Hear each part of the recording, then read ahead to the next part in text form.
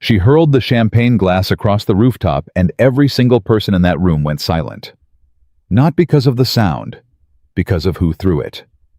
Vivian Hartwell, the woman who never lost control, the woman who was control. And in 60 seconds, she was going to find out that the man she trusted most in this world had just stolen everything she ever built and put his name on it. But what nobody saw coming, the storm, the blackout, and a Navy officer's front door that would change both their lives forever. Drop your city in the comments. I want to see how far this story travels. And if you're new here, hit subscribe. You do not want to miss what happens next. The glass hit the marble pillar and exploded into 1,000 pieces.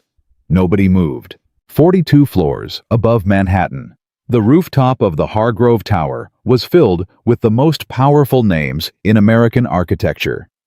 Investors, city planners, foreign delegates in tailored suits, and every single one of them stood frozen, holding their drinks, staring at the woman standing at the center of the terrace. Vivian Hartwell, 41 years old, CEO of Hartwell Global Design. The woman who had rebuilt Detroit's waterfront, designed 3 of the most celebrated civic centers in the Western Hemisphere, and had just secured the Meridian Project contract. A $2.4 billion commission to redesign the Chicago Lakefront Corridor. The largest architectural contract awarded to a private firm in 11 years. It was supposed to be the greatest night of her career. She had planned it that way. She had planned everything that way. Her event director, a nervous young man named Perry, rushed to her side with a dustpan he'd grabbed from God knows where. "Ms. Hartwell." "Leave it," she said. Her voice was quiet. That was the thing about Vivian. She didn't need to raise it. The tone alone was enough to make grown men step back. Perry stepped back. She stood there for exactly 3 seconds, long enough for the room to understand she was not embarrassed, not apologetic, not rattled, and then she turned and walked toward the elevator. Her COO, Raymond Cho, fell into step beside her immediately. 20 years in corporate architecture had taught Raymond to read Vivian Hartwell the way sailors read weather, and right now every signal was screaming storm. The alderman is still waiting for a photo. Cancel it. The Deutsche investors flew in specifically. Raymond. She stopped walking, turned to look at him with those dark, unreadable eyes. Cancel it.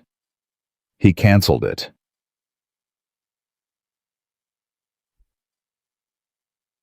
The elevator doors closed, and Vivian finally allowed herself to breathe.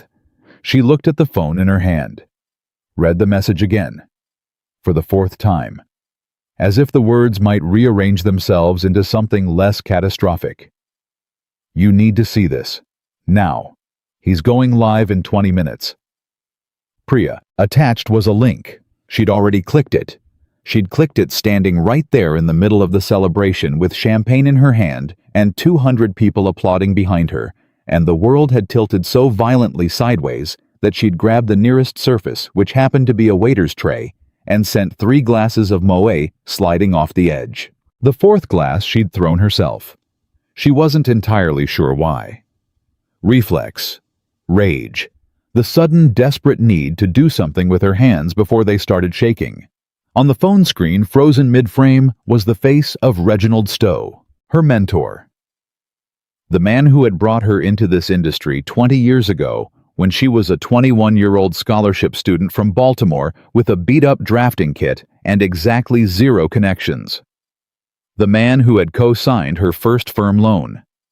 Who had championed her work in rooms she wasn't allowed to enter yet. Who had called her 3 years ago when her mother was dying and said, "I'll handle everything here. You go be her daughter." That man. That same man was now standing in front of a press wall at the Architectural Foundation Gala in Washington, D.C., smiling his warm and grandfatherly smile and saying into approximately 11 live cameras that the Meridian lakefront vision was his. The concept originated in conversations I was having as far back as 2019. Reginald's voice came through the phone speaker, smooth and measured and utterly convincing. My team and I developed the framework over several years. We're proud to see it finally moving forward. His team, his framework, his concept. Vivian had spent 31 months on the Meridian design. She had the drafts. She had the time-stamped files going back to March of 2021. She had the presentation decks, the site survey reports, the 47 revision cycles, the emails. God, the emails where Reginald himself had written in his own words, "This is brilliant, Viv. This is all you." She had all of it. And none of it mattered right now in this elevator with the city spread out below her and the floor numbers ticking down and her whole chest cavity feeling like someone had reached in and removed something load-bearing. The elevator opened to the lobby. She walked out into the marble atrium, past the security desk, past the coat check, and straight through the revolving door onto 6th Avenue. The air hit her like a wall. Not cold. Wild. There was something wrong with the sky. She registered it distantly the way you register background noise. A greenish tint to the clouds that she hadn't noticed from the rooftop. Wind that wasn't behaving the way wind normally behaved, coming from 3 directions at once, lifting her hair and the hem of her coat simultaneously. She didn't care. She stood on the sidewalk with her phone pressed to her ear, waiting for Priya to pick up. Priya Anand was her head of legal. She had been Vivian's first hire 11 years ago at a time when Hartwell Global Design was 4 people in a borrowed office in Midtown. Priya knew everything. Every document, every contract, every conversation that had ever been logged or recorded or whispered across a conference table. "Tell me you're already building the case," Vivian said the moment the line connected. "I've been building it for 40 minutes. Priya's voice was tight, controlled. But Vivian knew that voice. That was the voice Priya used when things were very, very bad. "Viv, he's good. He's been planning this. There are documents I don't know how, but he has versions of your Meridian files with his metadata embedded. Somebody got inside our system." Vivian went still. "How long ago?" "We think 8 months. Maybe more. 8 months. She'd been sitting across from him at dinner 4 months ago. She'd shown him the final rendering over dessert, and he had said, "You've outdone yourself, Vivian. This is the one they'll remember you for." She'd been so proud. She'd actually felt proud. She could still remember the exact temperature of the room, the weight of the wine glass in her hand, the way his eyes had crinkled at the corners when he smiled. She had been such a fool. "Priya." Her voice came out lower than she intended. "Can we win?" Silence on the line. 2 seconds. 3. "We can fight," Priya said carefully. "But tonight, Viv, I need you to not do anything. Don't call him. Don't release a statement. Don't let the board hear your voice until I've had 8 hours to build a wall around this. He's going to own this story by morning. He already owns tonight. We need to own tomorrow. Please, go somewhere quiet. Go home. I'll call you at 6 a.m. The line went dead. Vivian lowered the phone. She was standing on 6th Avenue in a $3,400 dress, with her hair coming undone, and the wind doing something increasingly strange around her, and she was completely, utterly, profoundly alone. She had approximately 40 people on her payroll who reported directly to her. She could not think of a single one to call. The storm made its move at 9:47 p.m., not gradually, not with the polite escalation of a normal weather event. One moment the wind was bad, and the next moment the sky simply opened and the rain came down so hard and so fast that Vivian couldn't see the building directly across the street. She'd been trying to hail a cab for 6 minutes. There were no cabs. There was no Uber. The app was spinning the city grid, apparently already collapsing under the surge of 10,000 people trying to go home at once. She had retreated under the awning of a closed dry cleaner on 51st, pressed against the glass, watching the avenue transform into a river. Her phone buzzed. "Raymond. All bridges restricted. No crosstown traffic. MTA suspended above ground. Hartwell. What's your location?" She typed back 51st and 6th. He responded, "Stay put. Sending car. Might be 2+ hours. 2 hours. standing on a street corner in a thunderstorm in heels, in the most expensive dress she owned, with her life's work being dismantled on live television 40 blocks south. She almost laughed. She pulled the coat tighter, the rain angling under the awning now, and that was when she heard it, a small sound almost lost in the roar of the storm.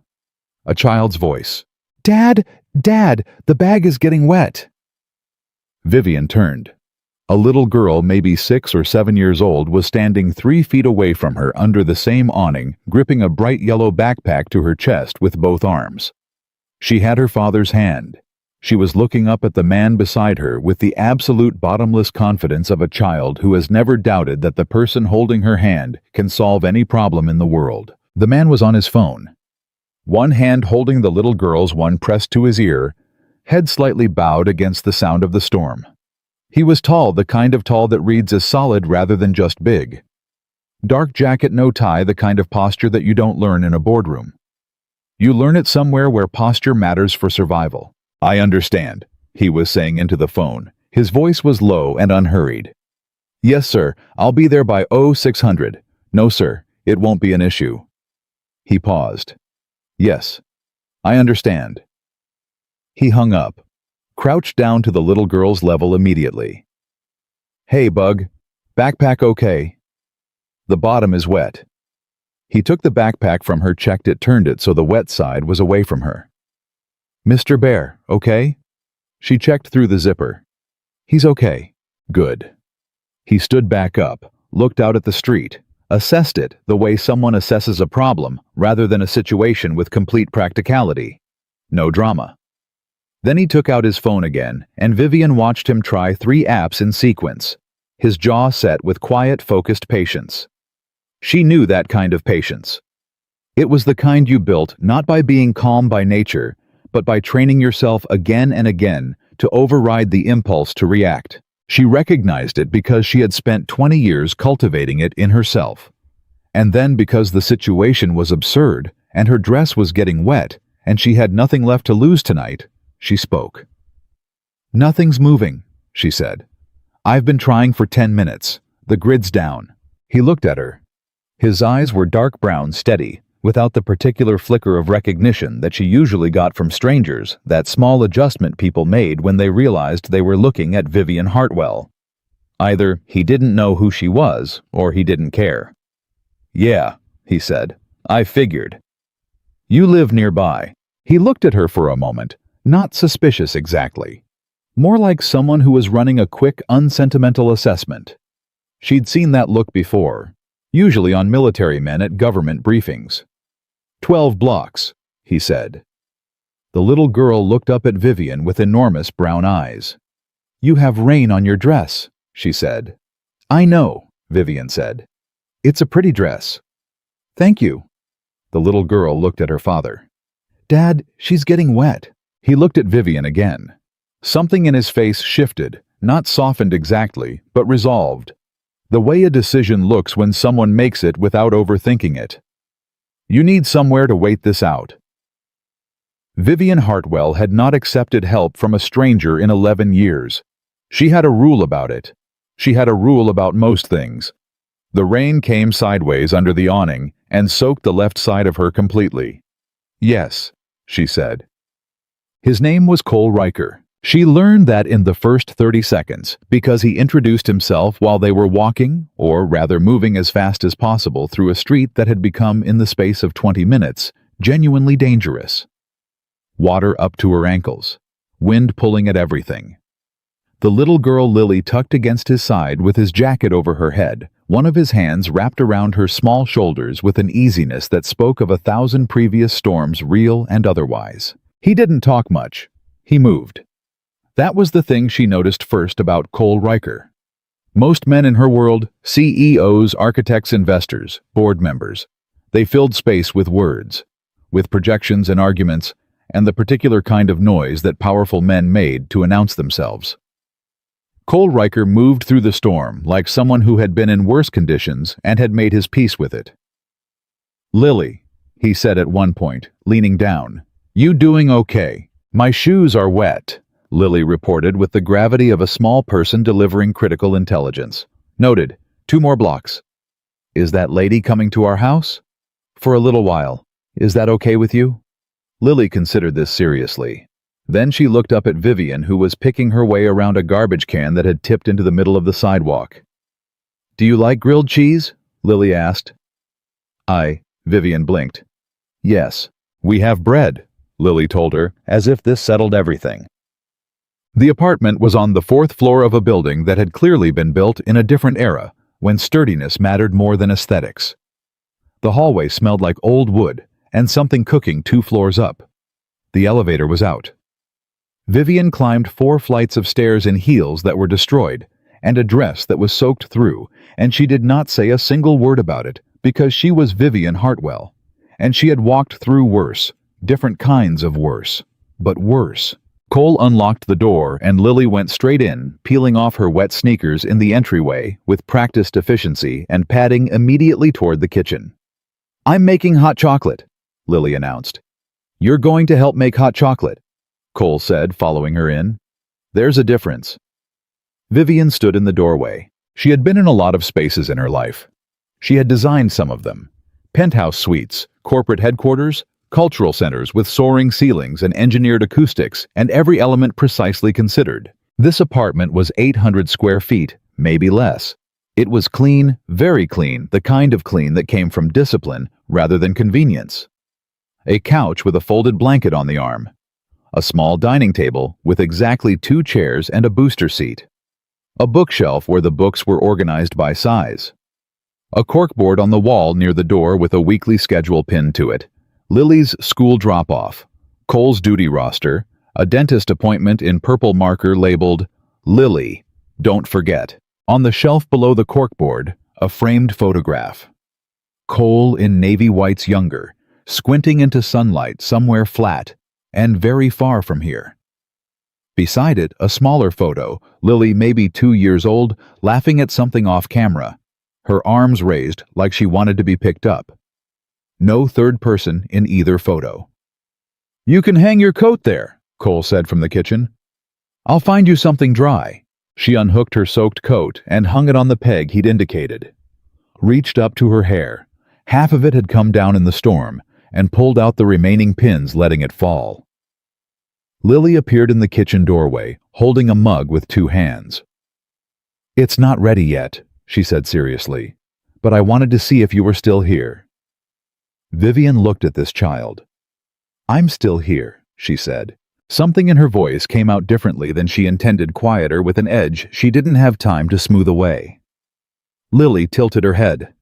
Are you sad? Vivian opened her mouth, closed it. She was the CEO of a company with a $900 million annual portfolio. She had testified before the Senate Infrastructure Subcommittee. She had fired 30 people in one afternoon during the 2019 restructuring and not lost a single night's sleep. She looked at this 6-year-old child with hot chocolate on her sleeve and enormous, serious eyes. It's been a hard night, Vivian said. Lily nodded, grave and understanding. Dad says those happen, she said. He says the trick is you just got to get to the next morning. She turned and went back to the kitchen. From somewhere inside the apartment, Cole Riker's voice came calm and unhurried, guiding his daughter through the hot chocolate. Vivian Hartwell stood in the entryway of an 800-square-foot Navy apartment in the middle of the worst storm in a decade, with her career in freefall and her mentor's betrayal burning a hole through her chest. And for the first time in longer than she could remember, she didn't reach for her phone. She just stood there, and breathed, and waited for morning. The hot chocolate was too sweet.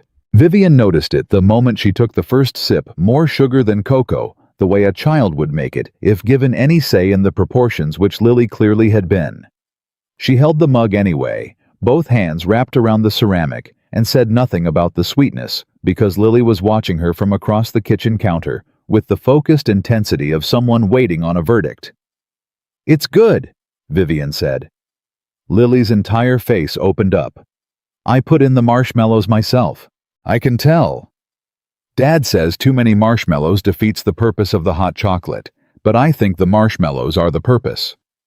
Cole, standing at the stove with his back to both of them, made a sound that was not quite a laugh. That's not what I said. "It's what you meant," Lily said with complete confidence.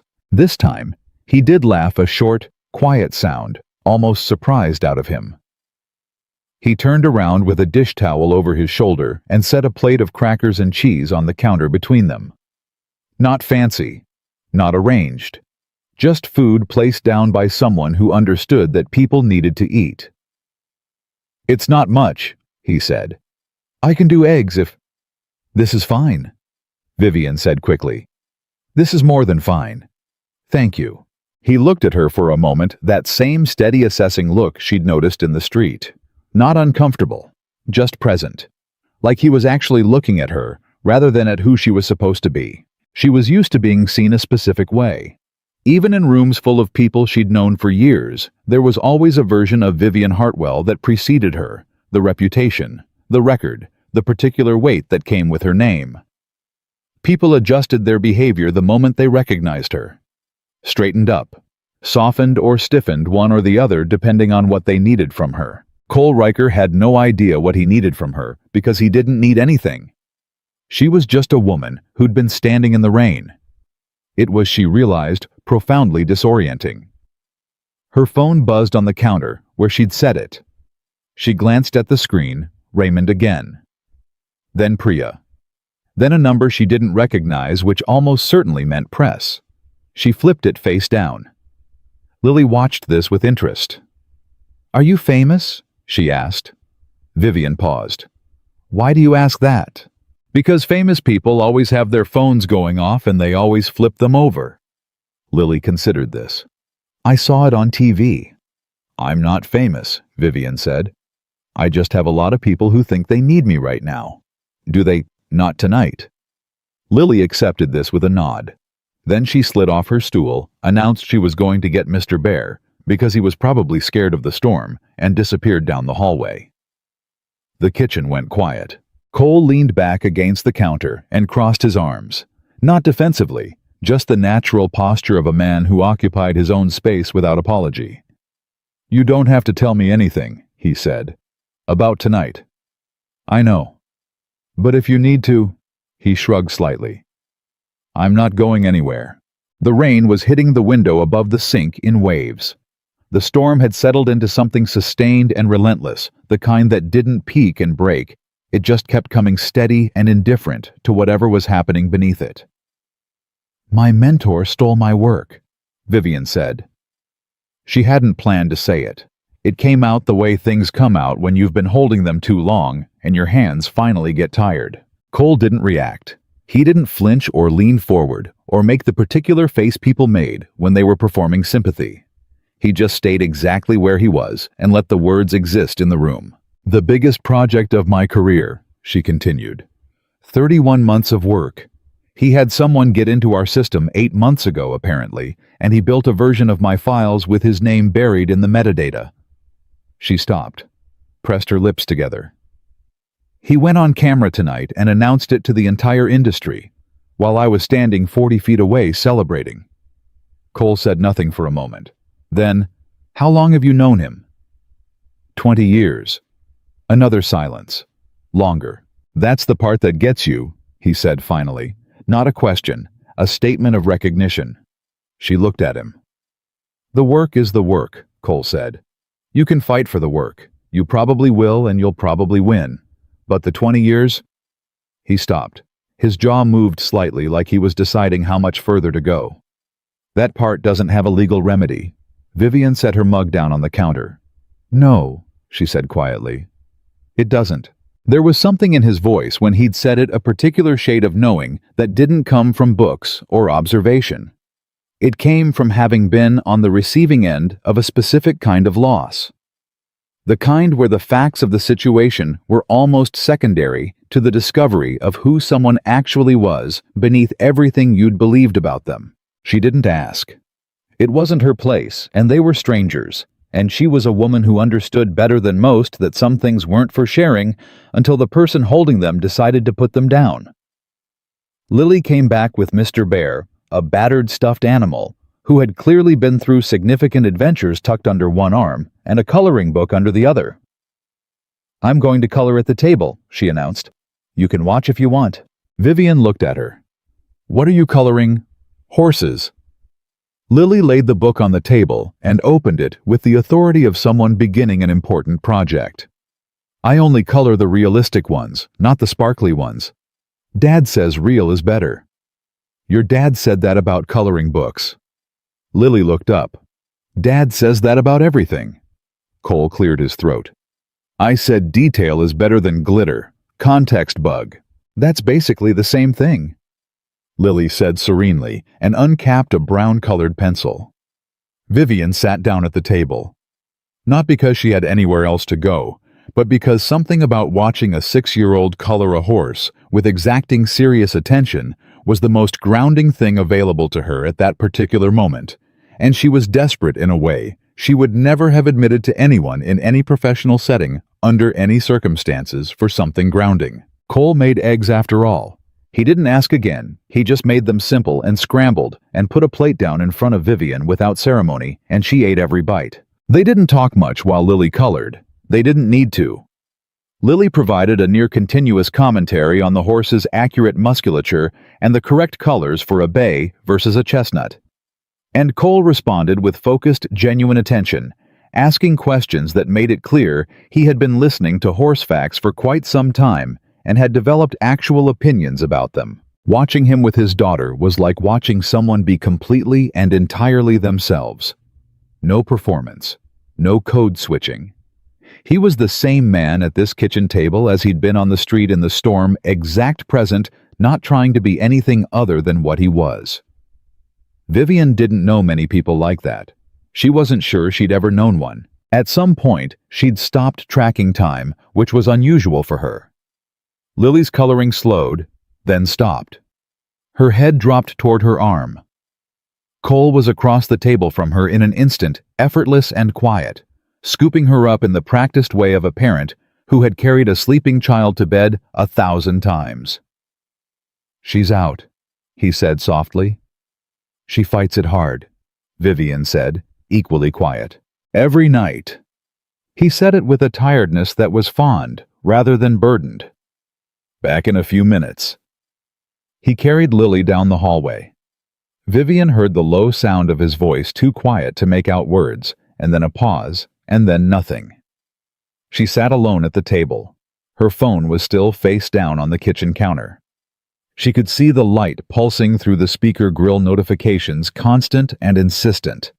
The world outside this apartment demanding her attention. She didn't move. She looked at Lily's coloring book, still open on the table. The horse was only half finished, the body done in careful, deliberate strokes, the legs not yet started. The little girl had been meticulous about it, pressing hard on the pencil, for the darkest tones lighter for the shine on the flank. Vivian reached out and touched the page lightly with her fingertip.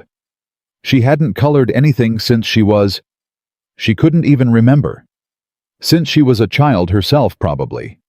Since before she'd understood that the path forward required both hands free and constantly moving. Cole came back. He poured himself a glass of water, leaned against the counter, looked at her. "She wants to be a vet," he said. "I can tell. Last year it was an astronaut. Year before that, a chef." He took a drink. "I try not to get too attached to any one version." "But you let her think all of them are possible." "Aren't they?" Vivian looked at him. "Most of them aren't." "Yeah, well." He set the glass down. "She's 6. She's got time to learn about most." Vivian turned back to the coloring book. "I wanted to be an architect because of a photograph," she said. She hadn't thought about this in years. It came out almost automatically the way old memories do when your defenses are down.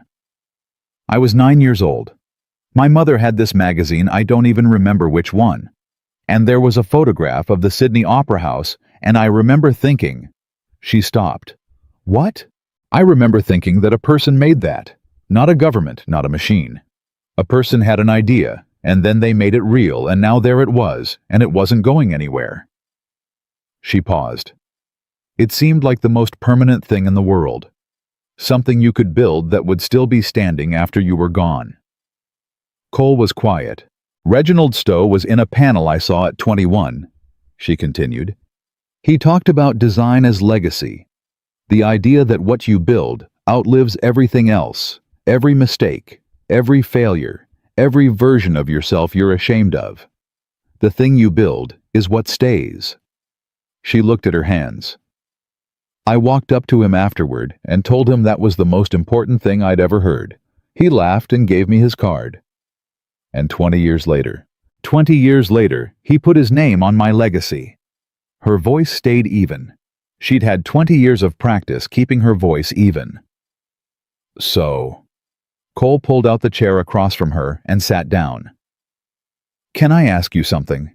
He said. You can ask. Is the work good? She blinked. Of all the questions, yes.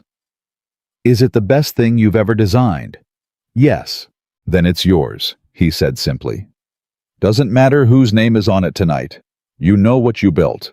The people who matter will figure it out. He held her gaze. The work is the work. He'd said that before. The work is the work.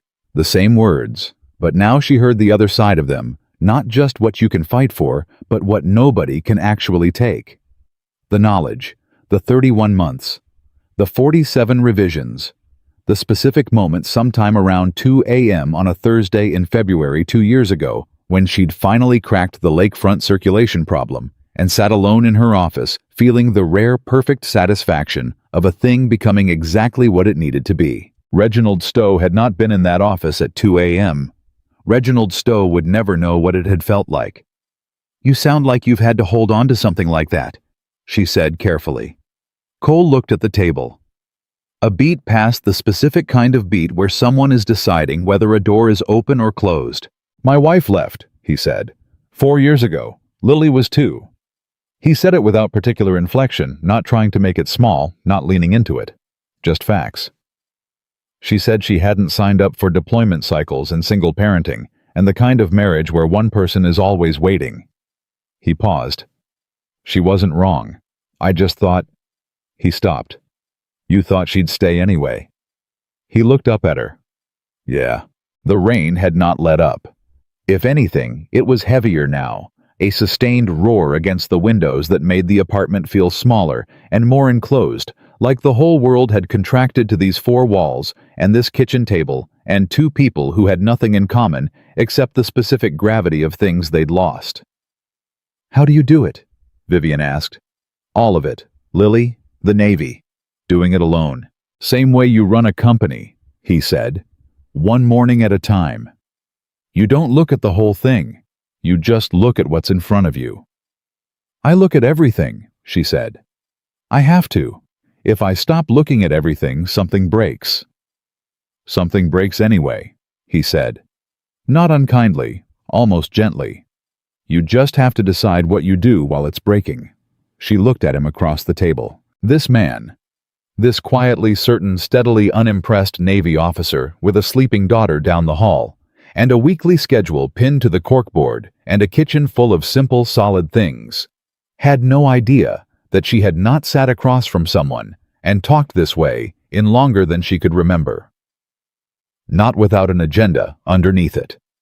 Not without the particular awareness always present of how she was coming across and what it would cost her to be seen as uncertain or hurt or anything other than in command. I should check my phone, she said. You should, he agreed. He didn't move. Neither did she. Priya told me not to do anything until 6 a.m., she said. Priya sounds smart. She's the smartest person I employ. Vivian looked at the window at the water streaming down the glass. I should try to sleep. If you have somewhere... Couch is yours, he said, already standing. I'll get you a blanket. Cole. He stopped. She wasn't sure why she'd said his name. She hadn't meant to. It had come out like something else was trying to exit through the same door. Thank you, she said. For tonight. For all of this. He looked at her for a moment with those steady dark eyes. You were standing in the rain, he said. It wasn't complicated.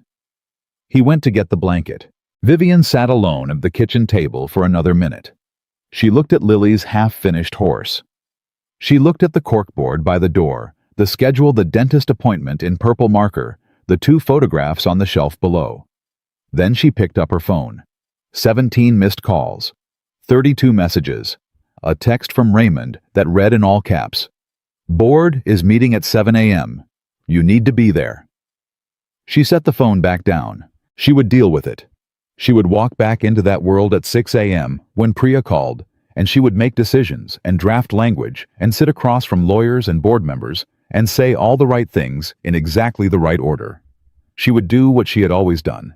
But right now, it was the middle of the night, and the storm was still going, and somewhere down the hall, a little girl was asleep with a stuffed bear, and the man who had carried her there was coming back with a blanket, and the kitchen smelled like eggs and 2 sweet hot chocolate, and Vivian Hartwell, for the first time in a very long time, was simply present in a moment without trying to control what came next. Cole came back with a folded blanket and a pillow he'd taken from somewhere. He set them on the couch without fuss, checked the window latch, turned off the overhead light, and left the small lamp by the bookshelf burning. "Storm should break by early morning," he said quietly. "How do you know?" He almost smiled. Spent enough time reading weather in places where getting it wrong wasn't an option. She believed him immediately. She didn't know why she believed him immediately, except that he was the kind of person whose certainty felt earned rather than performed. "Good night, Vivian," he said. Nobody called her Vivian. Not without the last name attached, not in any professional context, not in years. "Good night, Cole." He went down the hallway. She lay down on the couch, pulled the blanket over herself, and listened to the rain. She was asleep in 4 minutes. She woke up because the power went out. Not gradually, not the slow dimming of something giving up, but all at once the lamp beside the bookshelf cutting off mid-glow like someone had reached down and pinched it out with 2 fingers. The refrigerator stopped its low mechanical hum. The heating unit went silent. And suddenly the apartment was not just dark, but deeply dark, the kind of dark that city people forget exists until the grid fails and reminds them. Vivian sat up. She didn't know what time it was. Her phone was on the kitchen counter. She'd left it there deliberately, a small act of self-discipline she was now regretting, and without it, she had no reference point. The storm was still going. She could hear it working at the windows, relentless and indifferent, the same as it had been when she'd fallen asleep. She sat still on the couch and let her eyes adjust. Nothing adjusted. There was nothing to adjust to. She heard him before she saw him, the quiet, deliberate footstep of someone who had trained himself to move through darkness without disturbing it. "Power's out," Cole said. His voice came from the direction of the hallway. "I noticed." A small beam of light appeared, a flashlight, not a phone, the kind with real weight and a proper beam. He pointed it at the ceiling rather than at her, which diffused the light into something ambient and less disorienting. "Lily okay?" Vivian asked. "Still asleep." He moved to the window, checked something outside, came back. "Transformer on the next block. Half the neighborhood's probably out." "How long?" "No way to know. Could be an hour. Could be until morning." He set the flashlight on the shelf so it aimed upward, casting the room in a dim, even glow. Then he sat down in the chair across from the couch, the same chair he'd been in earlier at the table, which he'd moved at some point. Or maybe it had always been there, and she hadn't registered it. He was still fully dressed. She wasn't sure he'd slept at all. "You should sleep," she said. "I don't sleep much," he said, not defensive, just factual the way he said most things. "Military habit. Partly." He leaned forward, elbows on his knees. "Partly just you have a kid and something in you stops fully going offline. Some part stays on." Vivian pulled the blanket around her shoulders. The apartment was already getting cooler without the heat running. "How long have you been doing it alone?" "Really alone, I mean. Without any." "Her mother left when Lily was 22 months old," he said. "So about 4 years of fully alone." He paused. "My sister comes when she can. She's in Baltimore, 3-4 times a year." "That's not much." "No." He said it without self-pity, which somehow made it worse. "But Lily doesn't know what she's missing, so she's not missing it. You can't grieve a gap you don't know is there." Vivian thought about that. "She knows you, though," Vivian said. She trusts you completely. I saw it the moment I looked at her, the way she held your hand in the storm. She wasn't scared because you weren't scared. Something moved in his face, brief and quickly contained, but there. She's the reason I'm good at anything anymore, he said quietly. The rain hit the window in a hard gust. Both of them were quiet for a moment, listening to it. Then Vivian said, "Tell me about the Navy." He looked at her. "Why?" "Because it's 3 in the morning and the power is out, and I've spent the last 6 hours thinking about myself, and I'd like to think about something else." She paused. "And because you listened to me earlier, and I didn't ask you anything back, which was selfish." He considered this. "It wasn't selfish. You were in crisis." "I'm still in crisis. I'd just like company in it." That almost got a smile. "What do you want to know?" "Whatever you want to say." He was quiet for a moment, the thinking quiet, not the uncomfortable kind. "I went in at 19, he said. "Grew up in Pensacola. My dad was Navy. His dad was Navy. It felt less like a choice, and more like the shape of the thing I was already going to be." He paused. "I thought I knew what I was getting into. I didn't. Nobody does." "What surprised you?" "The waiting," he said immediately. "Nobody tells you about the waiting. You think it's going to be motion, action, forward movement. And sometimes it is, but mostly it's hurry up and then stop. Get ready and then wait. Hold your position. The guys who can't handle the waiting, that's where things go wrong for them. And you could handle it. I learned to." He looked at his hands. "You find ways to stay present in it instead of fighting it. You stop counting the days until something changes, and you start just being where you are." Vivian stared at him. He noticed. "What?" "I have never once in my life been able to do that," she said. "Being where you are. I am always 3 steps ahead of where I am. Planning the next thing, anticipating the problem, running contingencies." She shook her head. "My therapist. I had a therapist for about 8 months 4 years ago told me I lived in the future tense. I stopped going because she kept saying things that were accurate, and I didn't have time to deal with them." Cole looked at her with that level, steady gaze. "That's the most self-aware thing I've ever heard a person say about being bad at self-awareness." Vivian blinked. Then, to her own complete surprise, she laughed. It came out short and a little rough, like something that hadn't been used in a while. But it was real, entirely real, and the sound of it in the dark apartment seemed to surprise both of them. "I like that you do that," Cole said.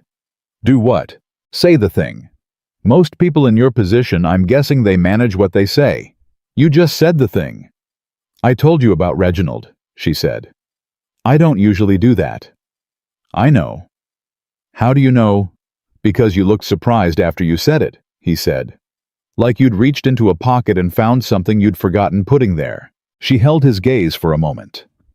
In the dim, upward-pointed flashlight glow, his face was mostly shadow, and the particular steadiness of his eyes, that was what came through most. Just the steadiness. "Why did you let us in?" she asked. "Tonight. A stranger on the street. That's not, most people don't do that." "Lily said you were getting wet." "Lily is 6. Lily has good instincts." He leaned back in the chair. "And you weren't—" He stopped. Started again. "There are people who are in a bad situation and they're fine. They're managing. And there are people who are in a bad situation and something underneath is starting to break. You were the second kind." Vivian's jaw tightened slightly. "Is it that obvious?" "No," he said. "Only if you know what to look for." He paused. "I've seen men hold it together through everything, combat loss, impossible conditions, and then fold in the parking lot afterward because they finally stopped moving. The second you stop moving is when it catches up to you." He looked at her steadily.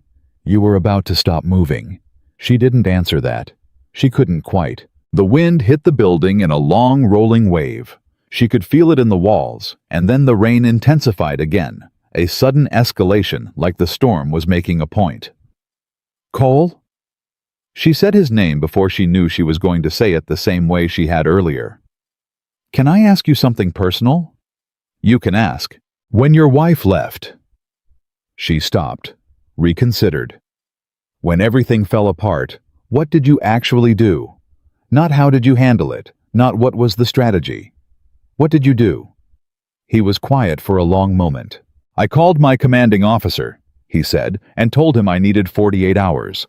He gave them to me without asking why, which is the thing about good commanders, they don't make you explain the human stuff. He paused. And then I took Lily to the beach. She was almost 2. She couldn't walk in the sand yet without falling, so I just held her. For 2 days. Walked on the beach and held her, and let her grab fistfuls of sand and throw them at the water. He stopped again. I didn't fix anything.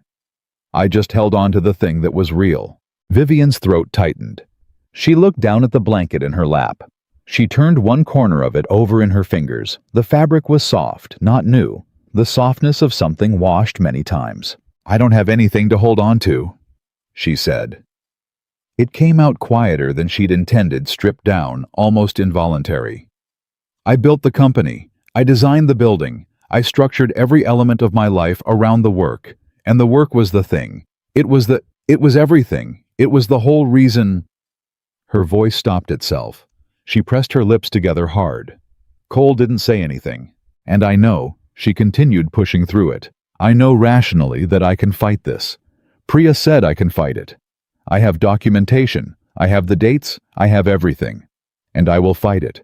I will go back in there tomorrow and I will fight it. And I will win, because I always win. Her hands tightened in her lap.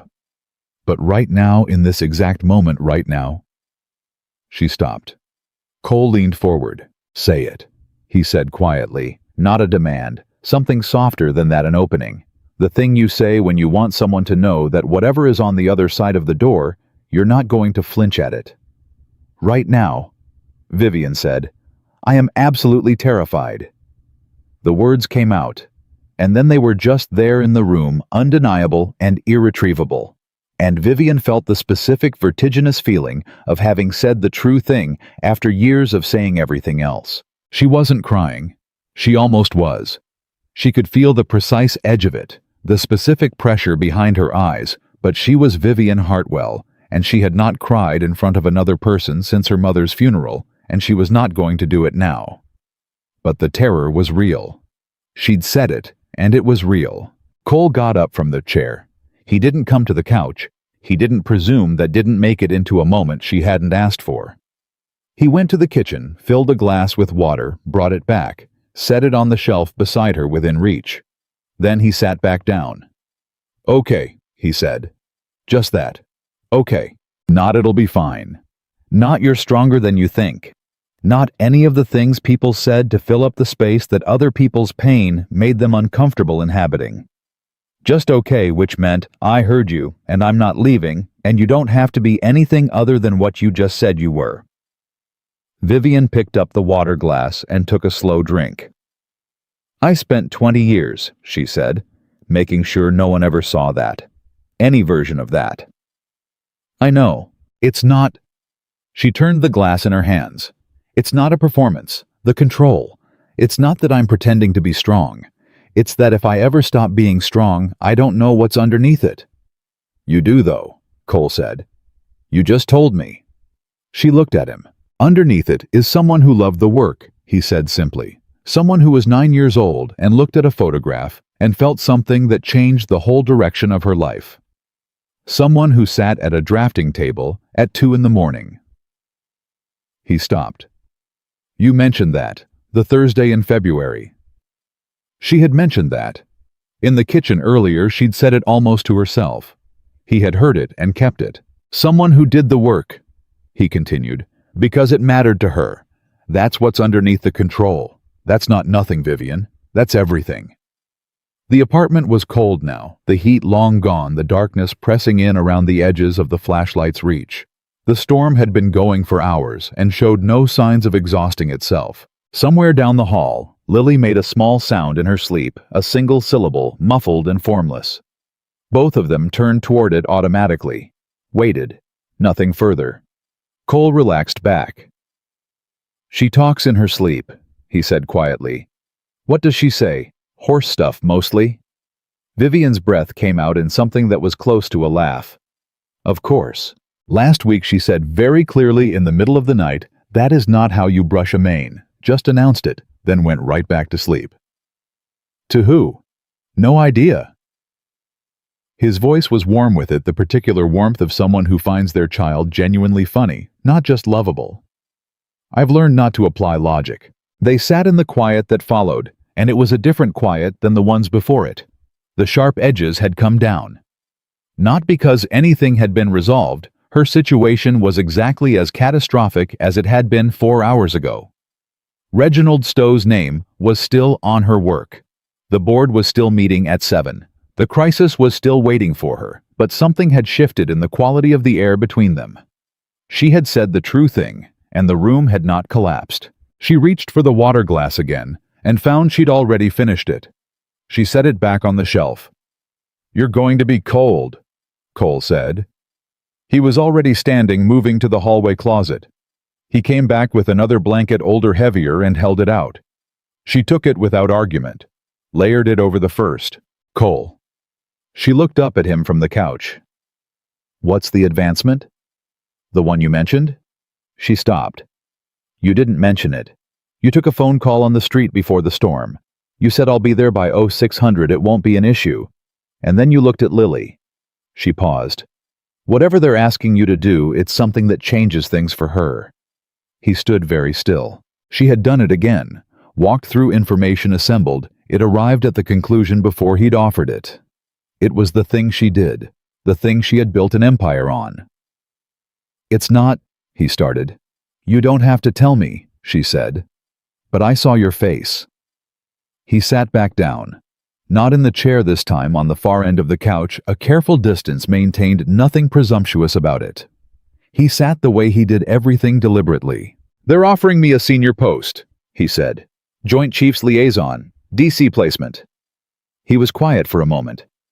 "It's the kind of thing you work toward for 20 years. But it's not a 12-block commute." He looked at his hands. "Lily's school is here. Her teacher knows her. She's got a friend, first real friend kid named Marco, who lives 2 buildings down." He stopped. "She lost her mother. I'm not—" His voice went tighter, not breaking, but showing the seam where the effort was. "I'm not putting her through another loss and calling it an opportunity." Vivian watched him. "Have you told them that?" "Not yet." "When do you have to decide?" "I have until Friday." It was Tuesday, or Wednesday now. Somewhere in the unreachable middle of the night, with the power out and the storm pressing at every window, and both of them awake and honest in the way that only exhaustion and darkness seemed to allow. "You'll make the right call," she said. He looked at her. "How do you know?" "Because you heard Lily say your name in the rain, and you gave her your jacket." She held his gaze. "You already know what the right call is. You're just waiting to trust it." He didn't respond immediately, just looked at her with that particular steadiness that she had over the course of this impossible night come to understand was not the absence of feeling, but the presence of something much more practiced. The discipline of a man who felt things fully and had simply learned when to let them move through him and when to hold them still. The flashlight battery chose that moment to dim a slow, syrupy fade toward orange. "Battery's going," Cole said. Should probably sleep," he said.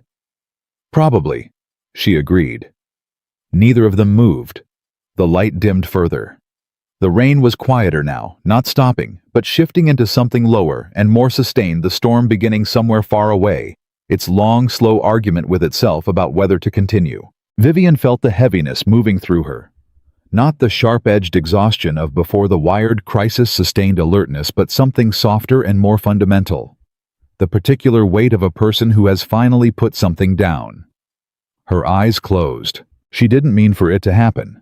She was mid-thought, something about the board meeting, about what Priya would say, when she called, about the specific tone she would need to use, when she finally spoke publicly, and then the thought dissolved, and the rain was very far away, and she was asleep. She didn't hear Cole move from his end of the couch. She didn't feel the moment his shoulder came to rest, within inches of hers. Not touching, not presuming, but close enough that if the night got harder, she wouldn't be alone in it.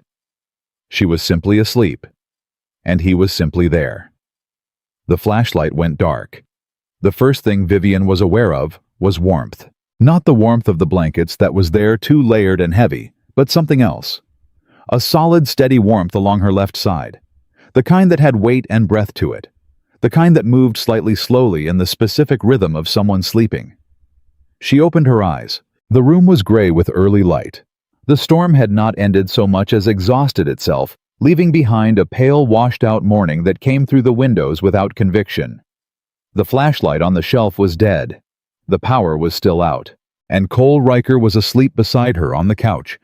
His head dropped to one side, his shoulder solid against hers. His arm, she registered this slowly, like reading a sentence, one word at a time, resting along the back of the couch behind her. Not around her exactly, but close enough that at some point in the night she had apparently leaned into it, and his hand had come to rest at her shoulder. And neither of them had corrected this, because neither of them had been awake to correct it. Vivian did not move. She sat very still and took a full inventory of the situation with the same methodical attention she brought to crisis management. Because that was the only framework she had available at 6 in the morning in a stranger's apartment with her career in freefall, and her body doing things she had not authorized it to do, namely feeling entirely, almost disturbingly at ease. His breathing was slow, even. The particular depth of someone genuinely completely asleep. Not the performance of sleep, but the real thing, the kind you only fell into when something in you finally let go of watch duty. She looked at his face. He looked younger asleep. The particular set of his jaw that she'd noticed immediately that contained braced quality, the look of a man who kept things in by keeping himself tight, it had released in sleep. He just looked like a man. Tired, human real. Vivian became aware that she had been looking at him for longer than was strictly necessary for a situation assessment. She looked away. Her phone was on the kitchen counter. She could see from here that the screen was dark, dead battery, which meant she had no idea if Priya had already called, if the board meeting had been moved, if the story had broken wider overnight. She had no idea what the world had done while she'd been asleep on a Navy officer's couch with his arm around her shoulder. She should move. She should get up, find a charger plug in her phone, start rebuilding the wall before the day got any further along without her. She did not move. Cole exhaled slowly and shifted the almost waking movement of someone surfacing, and his hand tightened briefly at her shoulder, reflexively, the way you hold on to something when you're not quite sure if you're dreaming, and then his eyes opened. He saw her. She watched him run through it, the same inventory she'd just done, taking in the room, the light, the position, the specific geography of how they'd ended up here. His expression didn't collapse into embarrassment or overcorrect into distance. He just processed it steadily, the way he seemed to process everything. Then he said, "Well, yeah," Vivian said. He straightened slowly, rolling his shoulder, and the arm came away from behind her with a natural ease that somehow made it less awkward rather than more. He sat forward, elbows on his knees, and looked at the dead flashlight on the shelf. "Power's still out," he said. "Yes." "You sleep okay?" Vivian considered the question with genuine surprise, because the honest answer was that she had slept better in those few hours on that couch than she had in any recent memory. Better than her $6,000 mattress in her penthouse apartment. Better than the hotel she stayed in during international conferences. Better than any of the carefully optimized sleep conditions she had built into her controlled and structured life. "Yes," she said. He looked at her sideways. Something in his face was working very hard not to become a smile. "Good," he said. "Don't," she said. "I'm not doing anything." "You're about to say something." "I wasn't going to say anything," he said. The smile won. It was brief and genuine, and it changed his whole face in a way she hadn't been prepared for. "I was going to make coffee." He stood up, moved to the kitchen. She heard him filling the kettle. The power was out, but the stove was gas, and she heard the click and catch of the burner, and then the particular small sounds of a person who knew exactly where everything in their kitchen was and didn't have to think about any of it. Vivian stood, folded the blankets with automatic precision, stacked them on the couch arm, ran her hands through her hair. She was still in last night's dress, which had dried overnight into a state of wrinkled dignity. She felt simultaneously like she'd been through a war, and like she'd slept, which she supposed was accurate on both counts. She found her shoes by the door, did not put them on. She padded into the kitchen in her stocking feet and leaned against the doorframe. "Your daughter is going to come out of that hallway very soon," she said, "and she is going to have questions about the couch situation." "Lily asks questions about everything," Cole said. "I'll handle it." "She saw us arguing about marshmallow ratios last night. She already has opinions about me. Favorable ones based on available evidence." He poured hot water over the grounds. "She told you about the horses. She doesn't do that with everybody." Vivian thought about that small girl last night with her coloring book and her exacting approach to realistic horse anatomy. Something about it kept coming back to her, the seriousness of it, the particular commitment. The way Lily pressed hard on the pencil for the dark tones. "She's remarkable," Vivian said. "You know that." "Every day," he said quietly. He handed her a mug. "No milk. I checked, it's probably warm by now anyway without power." She took the mug. "Black is fine." She took a sip. It was strong and real and exactly what she needed. "Cole, your phone's dead," he said. He had already found a charging cable she didn't know where she hadn't asked and plugged it into something she couldn't see. "Battery pack, military habit. I keep a couple charged." He set her phone on the counter. "Give it 5 minutes." She stared at the phone.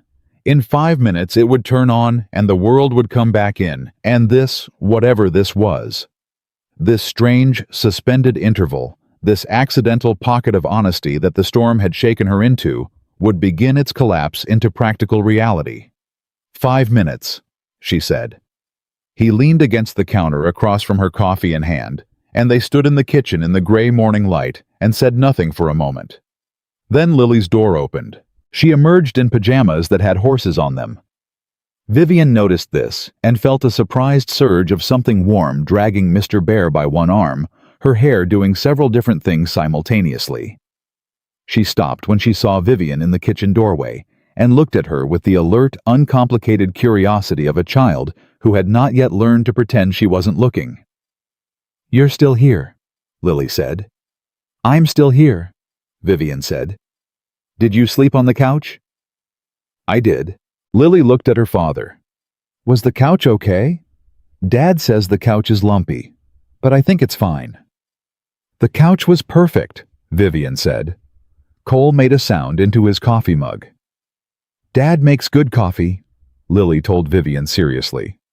"That's his main skill." "Lily," Cole said. "It's a compliment," Lily said with absolute innocence. "I have other skills." "Name one." He looked at his daughter for a moment with the specific expression of a parent being completely outmaneuvered by a 6-year-old. "I can navigate by stars," he said. Lily considered this.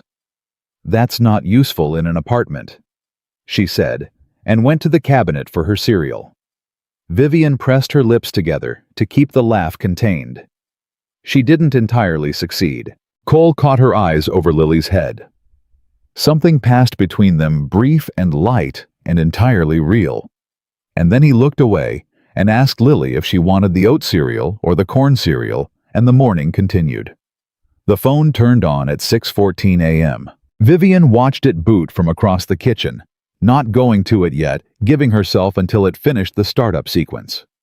When it was done, it sat there on the counter, and she could see, even from 5 feet away, the notifications stacking on the screen. Not one or two, dozens. The particular visual chaos of a story that had gone wide overnight. She crossed the kitchen and picked it up. 21 missed calls. The most recent was Priya 13 minutes ago. There were texts from Raymond from 3 board members, from her publicist, who she usually heard from twice a year. From 2 journalists she recognized, and 4 she didn't. There were news alerts, she had them set up for her firm's name, and the headlines in the preview text were enough. Hartwell Global Design faces authorship dispute over landmark Meridian contract. Architecture world divided, as Stowe claims. Meridian vision? Hartwell team pushes back. Sources: Hartwell has documentation. This fight is just beginning. That last one was Priya working. She recognized the fingerprints of it. By the time Vivian had been asleep on this couch, her head of legal had apparently been up all night very carefully placing the word documentation into the right ears. She called Priya. It connected on the first ring. "Tell me you're functional," Priya said by way of greeting.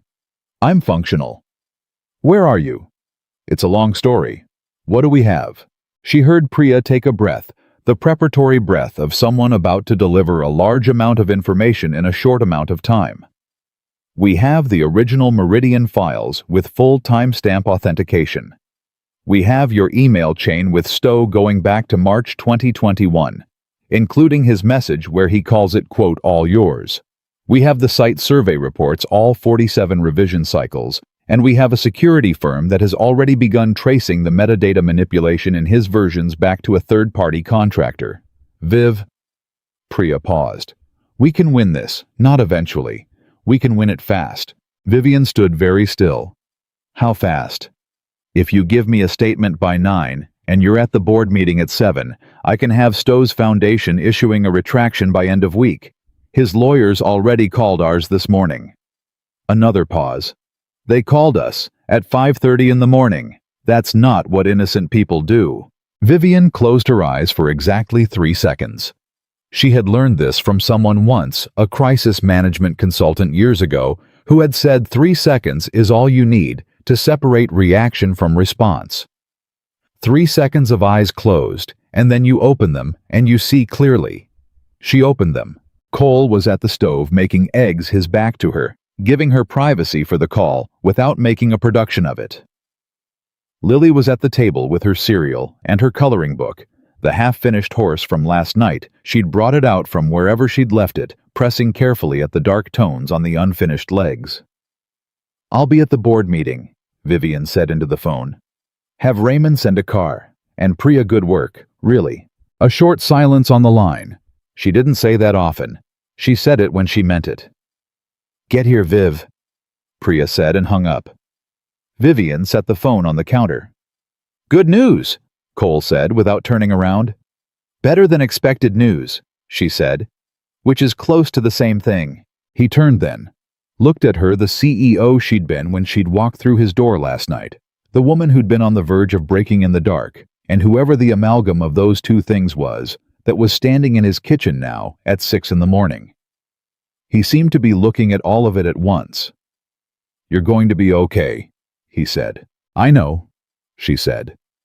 And then, because she was Vivian Hartwell, and she was constitutionally incapable of leaving a statement unqualified. "I knew last night too. Knowing doesn't make the 3 a.m. part easier." "Nothing makes the 3 a.m. part easier," he said. "You just survive it." "You helped," she said. She held his gaze. "I want you to know that. What you said last night about the work being the work. About what's underneath the control." She stopped, started again. People don't usually say true things to me. They say useful things or strategic things or careful things.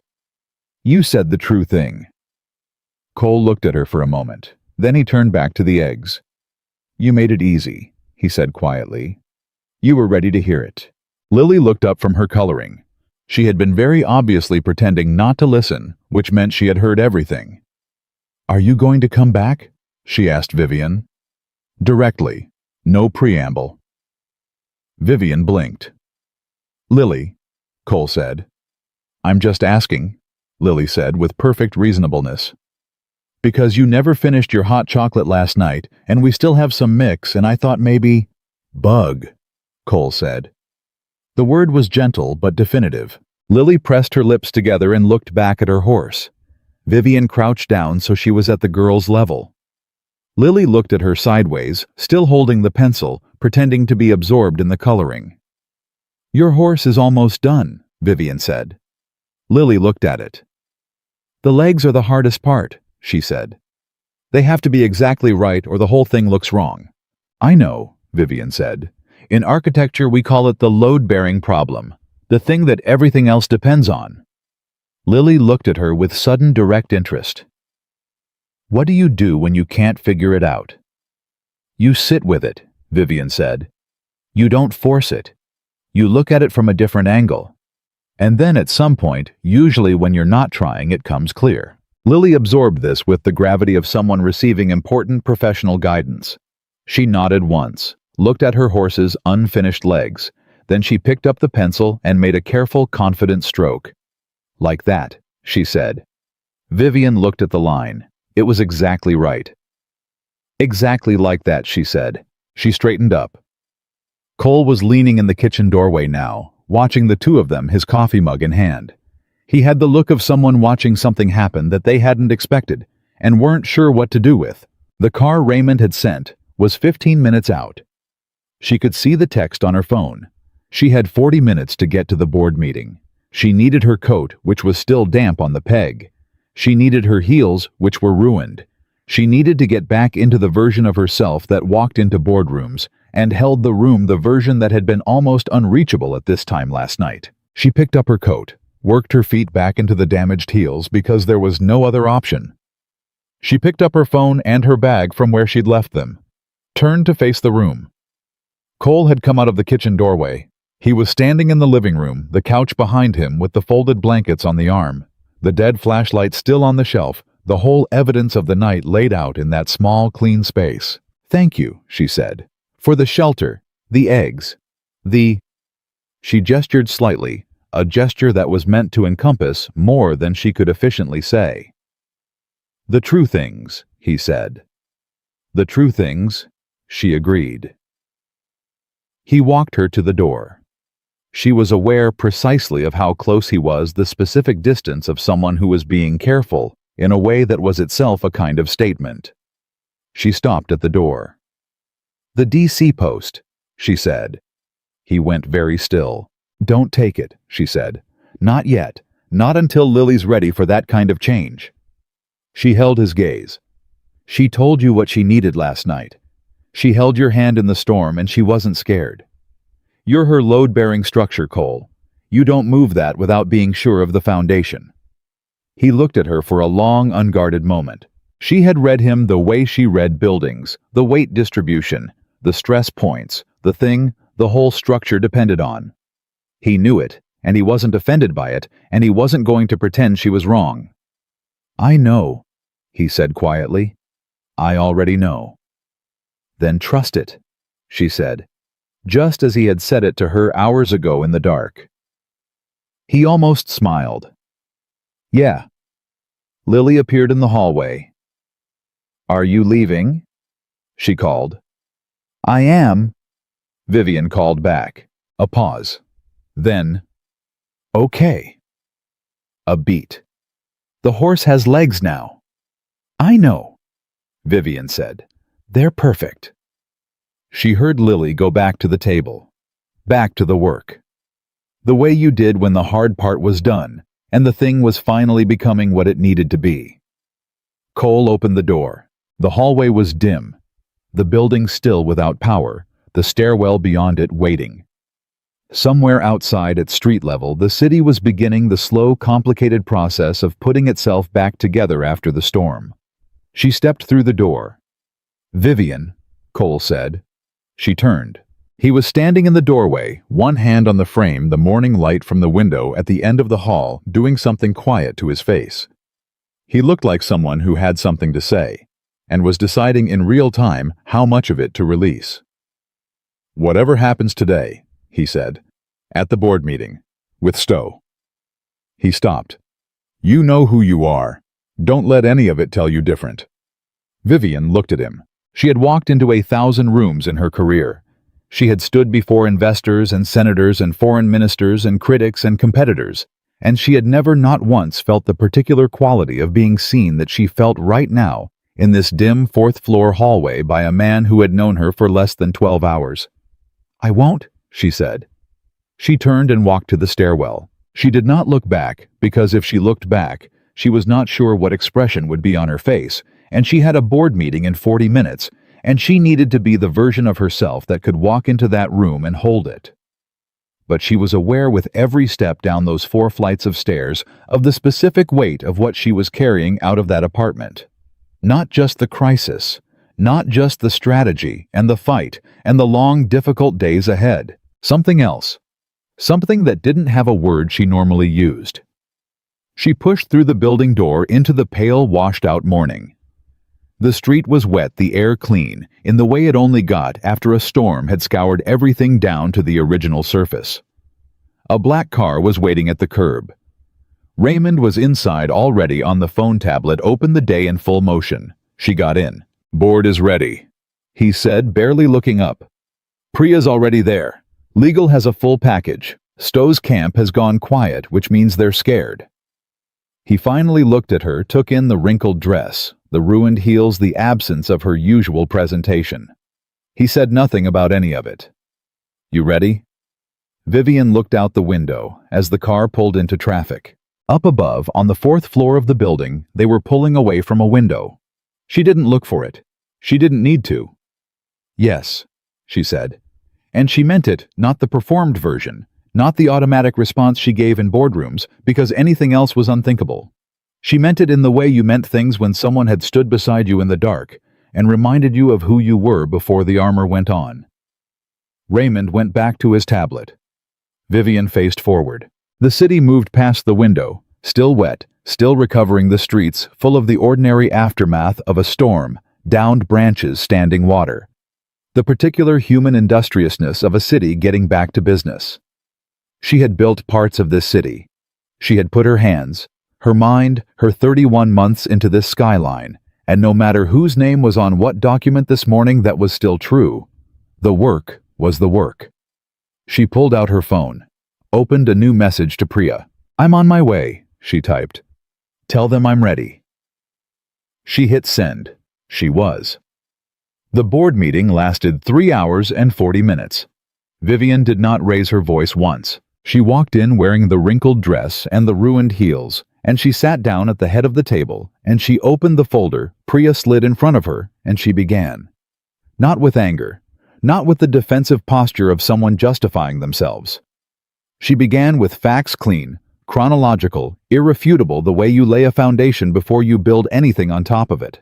The timestamps, the email chain, the 47 revision cycles, the security firm's preliminary report tracing the metadata manipulation to a contractor with documented ties to Stowe's organization, the phone records showing Stowe had accessed a shared project server 8 months ago using credentials that were not his.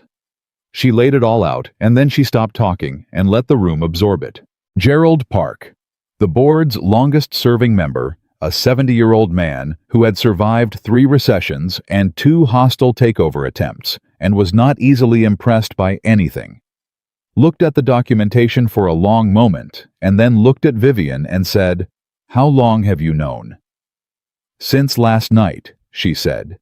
"Priya spent the night building it." Gerald looked at Priya. Priya looked back at him with the specific expression of a person who had been awake for 22 hours and was running entirely on conviction and cold brew. "What do you need from this board?" Gerald asked. "A unified statement of support," Vivian said. "And patience. I don't want to fight this in public. I want to win it in writing in the correct channels, and I want it done before the end of the week." Gerald looked around the table. Nobody spoke against it. "Then do it," he said.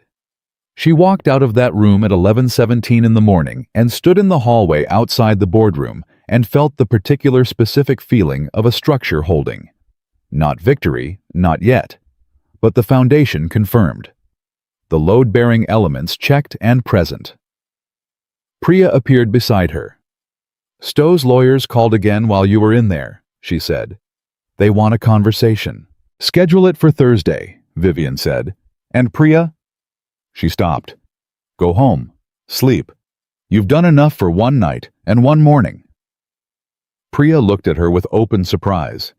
Vivian did not typically issue instructions to go rest. "I'm fine." "I know you're fine. Go anyway." She held Priya's gaze. Some things can wait until you've slept. This is one of them.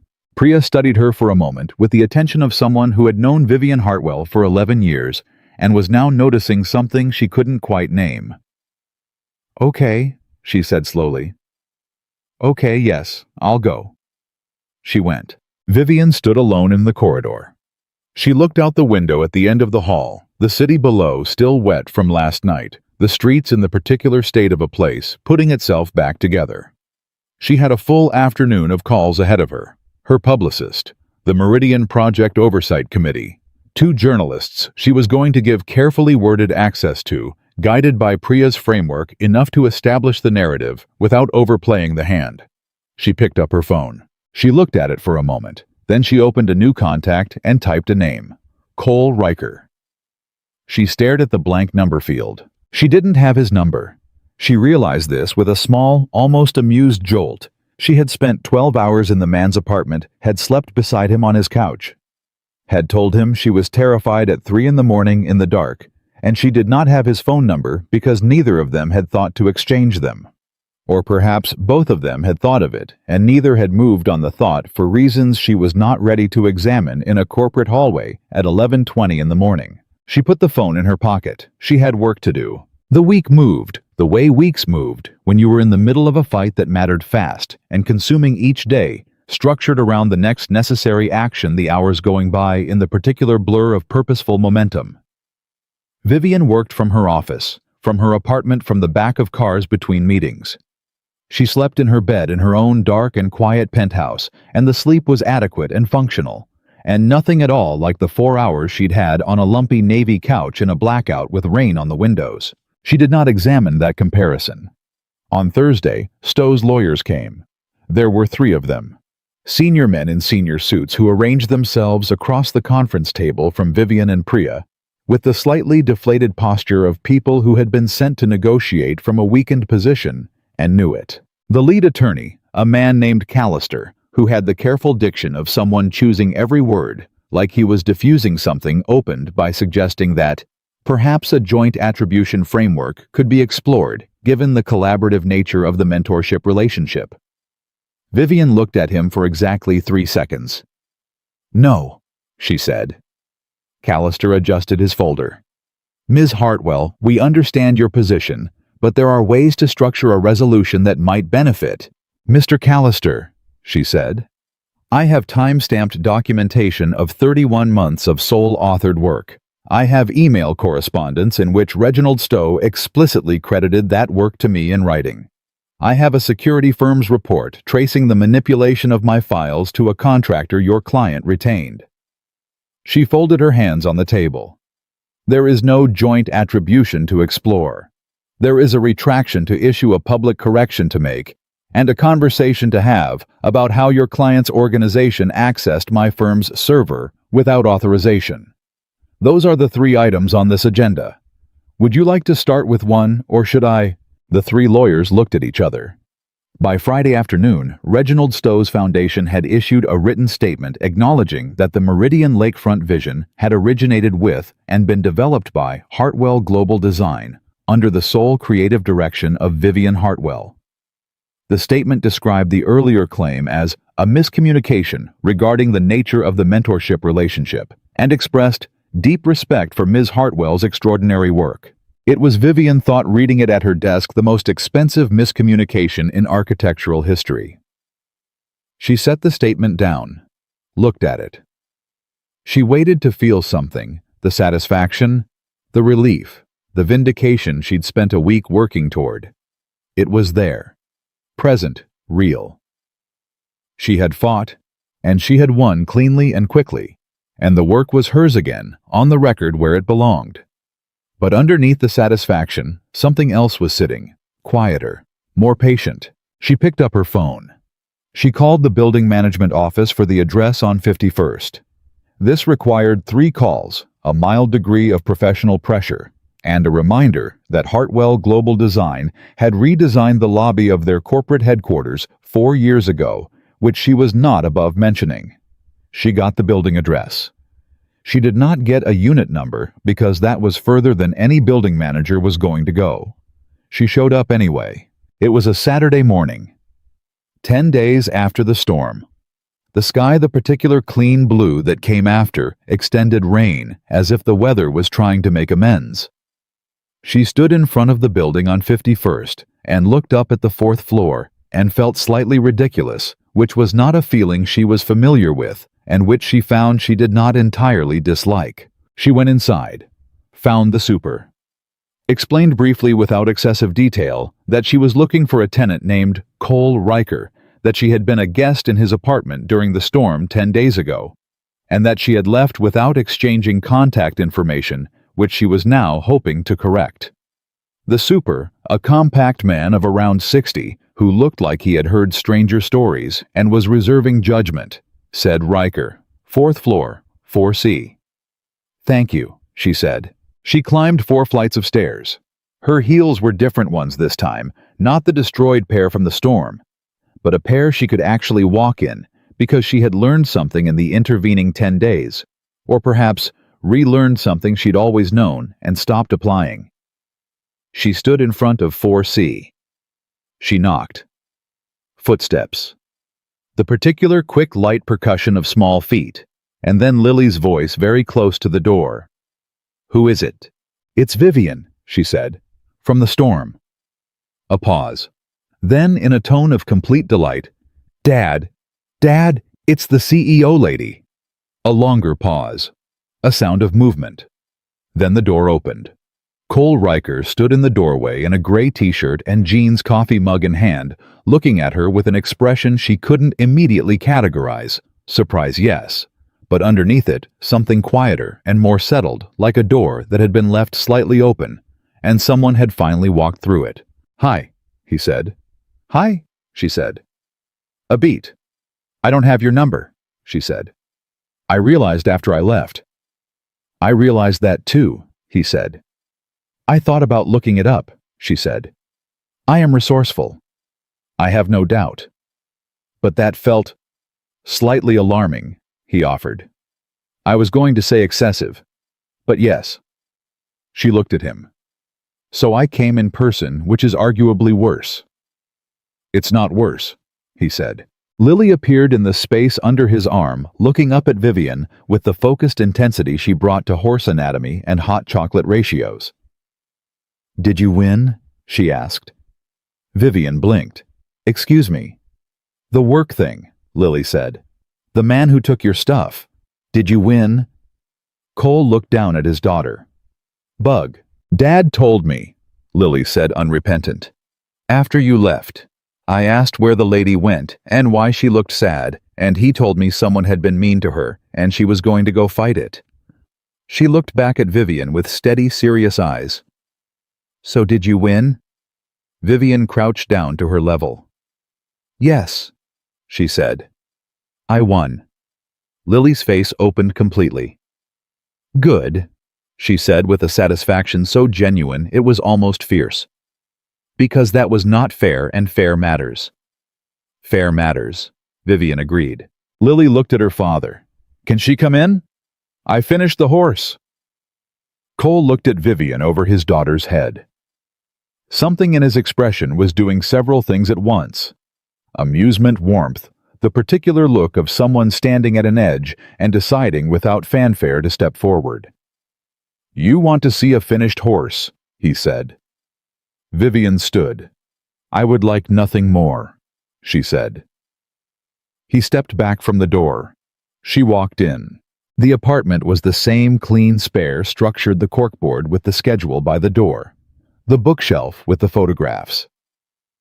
The couch with the blankets folded on the arm, whether in the same position from 10 days ago or folded again, she couldn't tell, and it didn't matter. Lily pulled her immediately to the kitchen table, where the coloring book was open to the horse. It was finished, every line, complete, the legs exactly right, the body shaded with careful, deliberate pressure. It was, Vivian thought, genuinely accomplished work for a 6-year-old. Or for anyone. You were right, Lily said. I stopped forcing it. I looked from a different angle, and then it just came clear. Vivian looked at the horse for a moment. Then at Lily. It's perfect, she said. Can I ask you something? Yes, Lily said. What are you working on next? Lily considered this with appropriate gravity. I'm thinking maybe a dog, she said. A realistic one, not a sparkly one. Obviously not sparkly, Vivian said. Obviously, Lily agreed. Cole had refilled his coffee and was leaning against the counter. There's more, he said. If you want some. Please, she said. She sat down at the kitchen table. He poured a second mug and brought it over and sat across from her, and Lily settled beside them with a fresh page and a pencil, beginning her preliminary lines for the dog, with focused concentration. For a moment, they just sat there, the three of them, the Saturday morning light coming through the window. The coffee warmed the city going about its business outside. The DC Post, Vivian said. Cole looked at her. I turned it down, he said. When? Wednesday. He wrapped both hands around his mug. Put in the answer Tuesday night, actually. After Lily asked me at dinner if our apartment was going to stay our apartment, and I said yes, and she said good because she'd told Marco he could come over Saturday to see the horse. He paused. Marco was the deciding vote. Marco sounds like a reasonable person, Vivian said. He's 6, Cole said. They usually are. Lily looked up from her preliminary dog lines. Marco is very reasonable, she confirmed and went back to work. Vivian looked at Cole. He was watching her with that steady level attention, the same look from the street in the rain, from the kitchen, from the 3 a.m. darkness. The look that saw what was actually there, rather than what she presented. How are you? He asked. Not as a formality. Better, she said. Genuinely better. She paused. I've been thinking about what you said. About being where you are. Not the whole thing, just what's in front of you. And I'm trying, she said. I'm not good at it. Nobody starts out good at it. You seem like you started out good at it. I started out terrible at it, he said. I was 22, and I thought forward momentum was the same thing as progress. My first commander spent 6 months making me stand still before he let me do anything else. He took a drink of his coffee. Best thing that ever happened to me. What did he do? Your commander made me responsible for the unit's equipment maintenance. Detailed, systematic, daily. Nothing exciting. Just show up, do the work, do it right. He set the mug down. You can't rush maintenance. Either you did it or you didn't. Either it works or it doesn't. He looked at her steadily. Taught me that most of the important things in life aren't dramatic. They're just consistent. Vivian turned her coffee mug in her hands. I've never done anything consistently that wasn't in service of a goal, she said honestly. What's the goal now? He said. After Meridian. After Stowe. What's the next thing you're building toward? She looked at him. It was a question she hadn't let herself sit with yet. The week had been too full of the immediate fight, and before that there had been the storm and the darkness and the rawness of the night in this kitchen. She hadn't looked past the crisis to what came after it. I don't know yet, she said. The words came out without the discomfort she would have expected. She didn't know, and she was saying she didn't know, and the ceiling was still above her, and the floor was still below her, and nothing had collapsed. That's okay, Cole said simply. Is it? Yeah. He held her gaze. Not knowing is just standing at the start of something. You've done that before. She had. She'd stood at the start of everything she'd ever built, staring into the gap between what didn't exist yet and what she intended to make real. She'd always known eventually what to build. She would know this time too. Cole, she said. Yeah, I'd like to... She stopped. Started again. Because she was Vivian Hartwell, and she said the true thing even when it required effort. I'd like to see you again, outside of a crisis context ideally, without a storm as the reason. She held his gaze steadily. I'm not good at this, at the whatever this is. I don't have a lot of practice. But I think you know that already. Cole looked at her for a moment. Not making it easier, not rushing to fill the space, just letting her words exist in the room and settle. Then, "I know that," he said. "I'd like that too." Lily did not look up from her dog, but she smiled small and private, and deeply satisfied the smile of a child who had been paying attention to the entire conversation and had her own conclusions and was keeping them to herself. For now, they sat at that kitchen table for another hour. Cole talked about a renovation he'd been following, a civic center project in Philadelphia that had been stalled for 3 years and had finally broken ground. He'd been following it in the news casually, the way people follow things that intersect with someone they're thinking about. Vivian knew the project. She knew the architect. She had strong opinions about the site circulation plan that she shared with more animation than she'd intended, and Cole listened with the focused attention of someone who was genuinely interested, rather than politely waiting, asking questions that showed he'd actually understood what she'd said, rather than just heard it. Lily finished her preliminary dog sketch and held it up for assessment.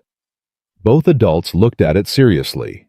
The dog had excellent posture and an expression of great dignity. "The ears," Lily said. "I'm not sure about the ears." "They're not quite right," Vivian agreed carefully. "Too long. Slightly."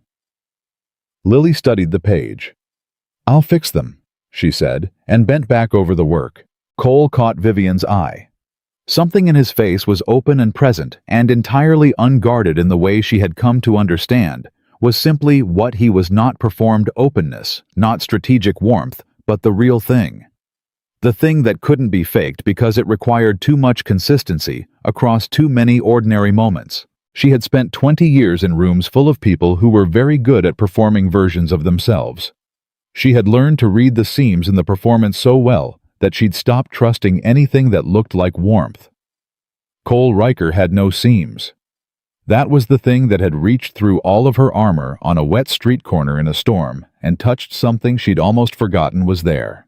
She stayed until almost noon. When she finally stood to go, Lily walked her to the door with the seriousness of a small official hostess, making sure her coat was retrieved from the peg and her bag was accounted for. "Come back before Marco gets here," Lily said. "He wants to see the horse too. You could tell him the thing about looking from a different angle." "Bug," Cole said. "What?" "She explained it well," Lily said with perfect logic and went back to her dog. Vivian stood at the door. Cole stood across from her, the same position as 10 days ago. Hand on the frame, morning light at his back, the small apartment behind him full of the quiet evidence of a life built on what mattered. She took out her phone, opened a new contact. "Your number," she said. He told her. She entered it. Then she held the phone out to him, and he took it and added something. He handed it back. She looked at the screen. Under his name he had typed, "The True Things." She looked up at him. "So you remember where it started," he said. She held his gaze. Everything she might have said, the careful, controlled, strategic version of whatever this was, went quiet. "I remember," she said. She walked down the 4 flights of stairs and out into the Saturday morning. The city was bright and ordinary, and full of people going about the specific, modest business of their lives, getting coffee, walking dogs, pushing strollers, carrying groceries, moving through the ordinary day, with no idea what the storm had rearranged for anyone else. She stood on the sidewalk and looked up at the 4th floor. She had spent 20 years building things that were meant to outlast her. Structures that would stand in the skyline after she was gone, permanent and certain, the most durable form of legacy she could imagine. She had believed for a long time that permanence was the point. That what you built in stone and steel was more real than what you built between people, because stone and steel didn't leave, didn't betray, didn't put someone else's name on your work in front of 11 cameras at a gala in Washington, D.C. She still believed in the buildings.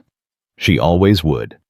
But she understood now, standing on this wet sidewalk in the clean-aired aftermath of a storm with a Navy officer's phone number in her pocket, filed under the true things, that permanence and safety were not the same word. That control and trust were not synonyms.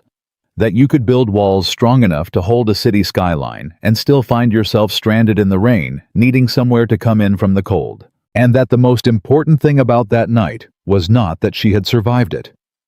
She had always been going to survive it. She survived everything. That was not in question. The most important thing was that she had let someone stand beside her while she did. She turned and walked toward the avenue. The city opened up ahead of her, wide and complicated and full of things she hadn't built yet.